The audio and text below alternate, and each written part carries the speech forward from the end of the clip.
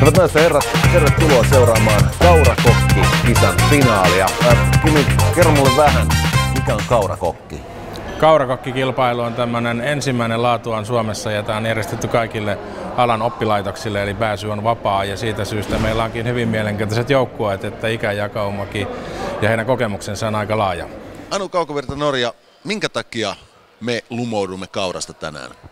Kaura on loistava vilja, sitä käytetään aika paljon, mutta siinä olisi paljon erilaisia mahdollisuuksia, paljon uusia reseptejä ja ideoita, mihin kauraa voisi käyttää, eli sen takia lumoudumme kaurasta. Nimi antaa ymmärtää, että sääntöihin jotenkin tämä kauran käyttökin varmaan liittyy. Täsmälleen näin. Kauran käyttöä tässä nimenomaan pyritään tuomaan tässä reseptiikassa esille ja sitten suurelle yleisölle se, että miten sitä kauraa voi käyttää vähän monipuolisemmin kuin kaurapuuroon esimerkiksi.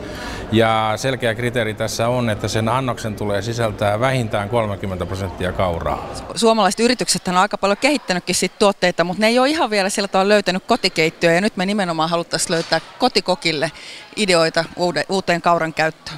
Loistavaa. Tervetuloa Kaurakokki-kisan finaaliin.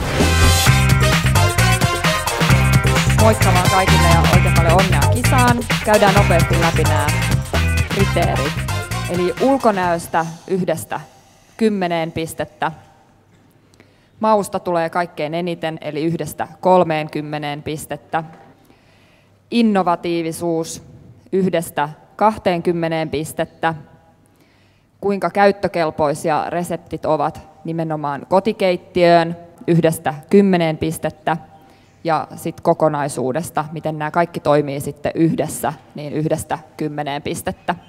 Ja varmaan te nyt haluatte tietää, mikä se teidän ehkä jännittävin mun mielestä on se juttu. Siellä on se teidän mystery-boksi, se teidän jälkiruokalaatikko. Teidän ainoa tehtävänä on vain innovoida ja duunata siitä joku herkullinen ruoka. Et ei tarvitse sitä miettiä, että onko kaurat kondiksessa tai muuta. Eli siinä vaiheessa, kun teiltä aika loppuu, teillä pitää olla kaikki 18 lautasta valmiina ja niissä annokset. Eli 6 alkuruokia, pääruokia ja jälkiruokia. Toivotan teille oikein paljon onnea matkaa. Kello on äärimmäinen auktoriteetti. Ja jos te saatte ajan venymään niin, että 2,5 tuntia kuluu liian nopeasti tai kestää loputtomiin, niin se on sitten teidän niin kuin moganne tai vikanne.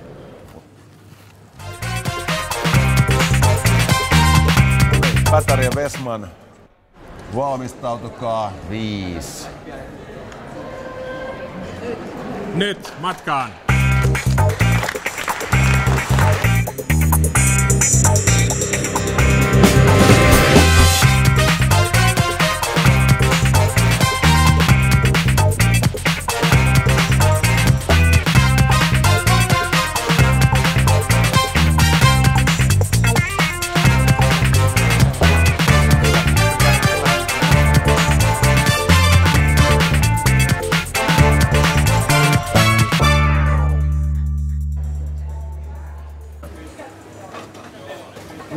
Mitä lisäarvoa tämä nyt tuo meille sitten ruualle? Se kauran ominaisuudet, niin kuin kuitua, makua. Kaurahan on niin kuin, jos vertaa riisiin ja vertaa vaikka täysjyväriisiin, niin kaurassa on erittäin paljon kuitua ja vielä semmoista hyvää kuitua, joka todella niin kuin on tutkittu, että vaikuttaa verenkolesteroliin. Ja siinä mielessä niin erittäin terveellinen vaihtoehto riisille. Ja sitten kauran makuhan on semmoinen mieto ja miellyttävä, vähän pähkinäinen. Että tuo hyvää makua sitten siihen rinnalla. Eli kun vetää sitten niin kuin uppopaistettuja kaurakroketteja, niin siinä on sellainen lihava, mutta onnellinen tyyppinen ratkaisu. No kyllä siinä mielessä on, että kyllä siinä sitten kuitenkin ne kuidut tulee siinä kaupan päälle vähän. Vaikka on vaikka hyvä makuinen ruoka niin, ja tämmöinen niin rasvainen ruoka tietyllä lailla, niin kyllä siinä tulee ne kuidut sitten. Että kaura on just siinä, jos käytetään niin kuin koko jyvänä tai täysjyvänä, niin sitähän ei muita viljoja yleensä käytetäkään. Että, minkä takia tässä muuten on sitten 2,5 tuntia aikaa? Tässä on jotain tällaisia niin ruokaloja, jotka niin näyttää siltä, että ne on joutunut vähän niin kuin himmailemaan, että niin kuin annos on oikeaan hetkeen valmis. Onko tämä joku kansainvälinen kokkikilpailujuttu tai 2,5 tuntia? No ilmeisesti joo, siis se on ja sitten se, että kuitenkin tässä on nyt 3 ruokalajia, että on siinä niin kuin aika paljon ja me katsottiin joissain oli hyvinkin pitkiä vaiheita, paahdetaan ensin jotain ja tehdään öljyjä ja näin edespäin. Kyllä siinä sitä aikaa menee, että siinä on niin kuin, tehdään niitä eri vaiheita kuin monia. Että Sieltä lähtee sitten... Mitä arvelet? Alkaisiko olla kohta valmista? Tää kyllä näyttää nyt siltä, että tässä on niinku annokset on syntyneet. Valmis! Valmis! Loistavaa, hyvät herrat. Ja sitten ei muuta kuin annoksia tonne. Yksi tuomaristolle ja loput sivupöydille.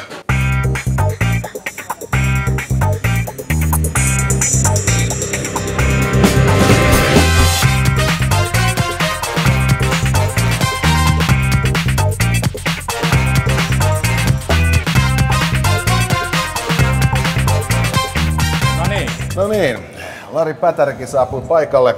Tässä on Markus Westman. Kertokaa mulle kundit, mitä te olette nyt sitten tuomariston hurmataksenne laittaneet? Kyyttö tartar, tatti risotto tai tommonen tattipallo, tatti remulaade ja hernepyre ja tuosta sieni balsamikkosiirappia.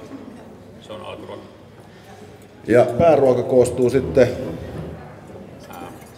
peruna, kaura, tommonen rösti, jossa on kasviksia ja vuohenjuustoa sisällä ja toi kuha, tommonen mureke. Sitten punajuurikastiketta, palsternakkapyrettä ja se hillottuu punajuurta. Ja jälkiruoka on sitten puolestaan mustikkaröttänen, tämmönen myslipohjainen mustikka.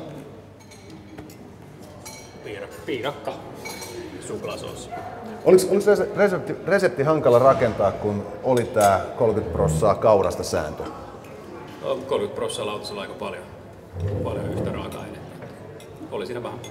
Saatiin muutama kerran miettiä ja laskeskella, että onnistuu.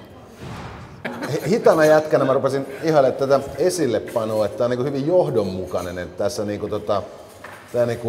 tää värikartta, niin valoiden liukuminen kohti tummaa, kohti jälkiruokaa, niin tämähän tekee tää antaa hienon efektin, että tässä niin tunnistaa kyllä, että mikä jälkiruoka kuuluu mihinkin niin alkuruokaan, nyt näin kun tässä katsoo.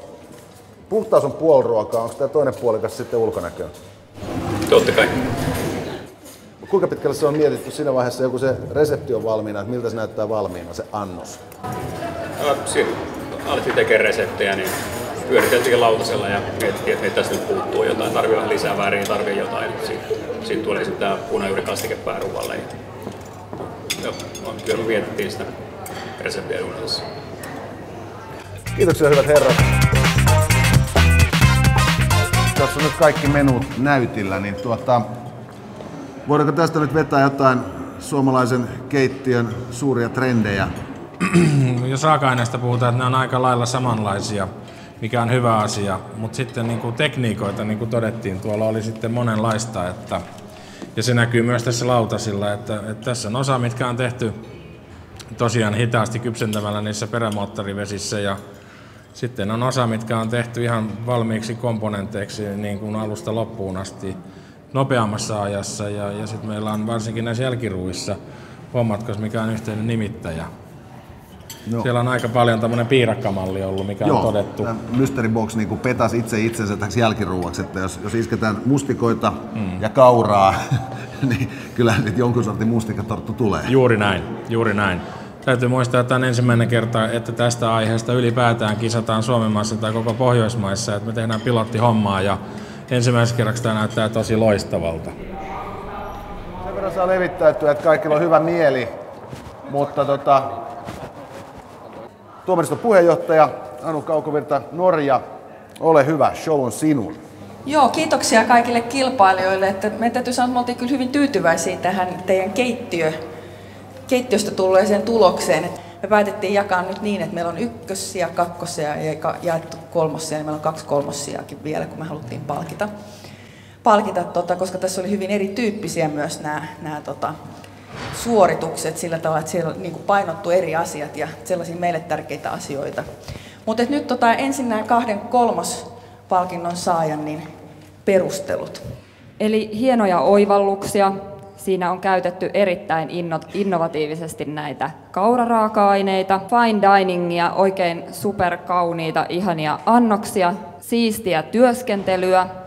Valitettavasti annokset eivät kovin kotikeittiöön sovellu.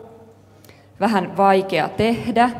Alkuruoka hieman pliisun näköinen, mutta maku aivan upea. mitä käyttökelpoisuudessa menetetään, niin se innovatiivisuudessa sit saadaan takaisin. Ja sitten lisää vielä tähän kolmanteen sijaan argumentteja. Tasapainoinen kokonaisuus. Tämä on siis se toinen joukkue nyt, joka saa kolmospalkinnon. Ja tässä ei valitettavasti ole käytetty sitten taas niin paljon, niin innovatiivisesti kauraa kuin tässä toisessa ryhmässä. Alkuruoka oli hieman kuiva, mutta joku sanoi taas, että esimerkiksi pääruuan kastike oli paras. Jälkiruoka oli hieman liian makea. Ehkä kananmuna maistui liikaa ja se ei ollut aivan kypsä. Ja jälkiruoassa kiva erilainen idea, mitä sitten muilla. Eli tämä äskeinen perustelu oli Jyväskylän ammattiopiston joukkueelle, eli Pasanen Juntapan joukkueelle. Onneksi olkoon.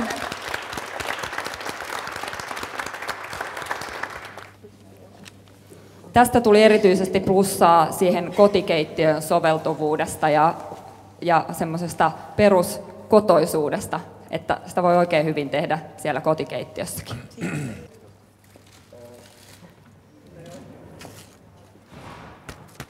Sitten tämä toinen kolmossija, eli tämä fine dining sija menee Haakahelian, Kostian ja Jokiselle. Onneksi olkoon.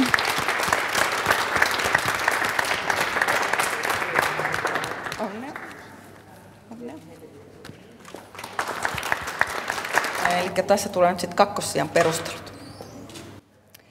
Eli erittäin yhtenäinen kokonaisuus, innovatiivinen kauran käyttö, muutenkin erittäin innovatiiviset annokset, ehkä hieman liian isoja komponentteja lautasella. Jälkiruoka jäi ehkä hieman keskeneräisen näköiseksi.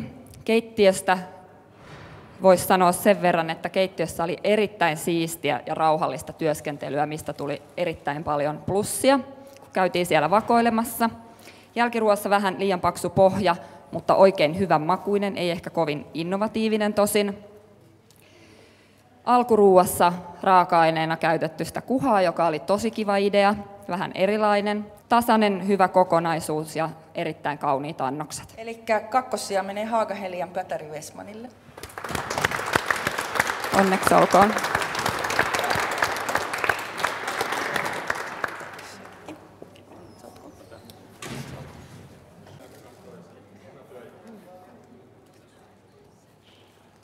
Ja sitten perustelut voittajajoukkueelle. Eräältä tuomarilta tuli heti alkuun tällainen kommentti, uusklassinen. Eli siitä löytyy vähän jotain vanhaa, vähän jotain tuttua. Erittäin harmoninen, tasapainoinen, herkullinen, erittäin hyvän makuinen. Kaura näkyy ja tuntuu jokaisessa annoksessa. Se näkyy sieltä selvästi, että siinä on käytetty kauraa erilaisissa muodoissa. Erittäin tasapainoinen, erittäin kivoja ja hauskoja oivalluksia kauran käytössä. Maut ovat erittäin kohdallaan. Aivan ihana jälkiruoka, suolainen mysli alkuruuassa yllätti kivasti. Mutta myös tämä voittaja saa pikkasen miinusta. Reseptithän olivat tehty 4, vaikka pyysimme reseptejä 6 hengelle. Siellä oli kamalasti kirjoitusvirheitä, eli ensitöikseen opetelkaa kirjoittamaan reseptit oikein. Tästä myös sitten viestiä vielä sinne opettajalle. Älkää päästäkö tuommoisia reseptejä läpi missään nimessä, kamalaa luettavaa. Erittäin ihania oivalluksia, kaiken kaikkiaan aivan mielettömän ihanan maukkaat annokset. Eli voittajajoukkoja on Haakahelian Tepponen Väisä.